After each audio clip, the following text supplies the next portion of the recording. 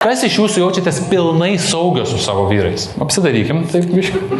Jis jaučia saugiai su šituo partneriu, su šituo vyru. Kaip jį gali tęsti toliau, duoti jam švelnumą, palaikyti, skatinti, galų galia tą patį seksualumą savo atverti, jeigu nesijaučia saugiai. Vyras to irgi negauna, jis stokoja to švelnumo, malonumo ir panašiai. Jis irgi valios neturi kažką kurti. Sako, aš nenoriu nieko daryti, man atsibodo, tie santykiai man įdomu. Ir aš, kai susipažinau su savo žmona prieš 11-12 metų, mes nežinom apie čia kažkokias tantras, jogas, kažkokius čakras, čia iš vis nesąmonė buvo. Mes tiesiog gyvenom paprastai ir viskas. Ir tada man kilo kažkoks klausimas arba nesaugumo jausmas. O kas jeigu atvarys mano žmoną į Kauną, ne? Arba man gal, pavyzdžiui, susišvies kažkas ir aš ten pridarysiu nesąmonių. Arba lėktuvas nukris, būna taip, ne? Ir tada aš nebeturėsiu su kuo sukurti va tą tokį gerą joginį ryšį. Nes, aš tarsi ateinu, duodu tau saugumo, ta moteris sakys, ne, man čia nesaugu, man reikia ten to, ir panašiai. Kai aš supratau, kad čia ribotas kažkoks požiūris, pradėjau mąstyti ir pradėjau ieškoti kitų kelių. Aš vėl varau į Indiją, vėl pas tuos ieško atsakymų, sakau, kas bus, jeigu bus. Sako, ai, tai čia tantrikai tą ir atsakė. Ir jie man atsakė. Tantrikai visgi teigia, kad ir vyrai, ir moteris, va tas čakras turėtų užsipildyti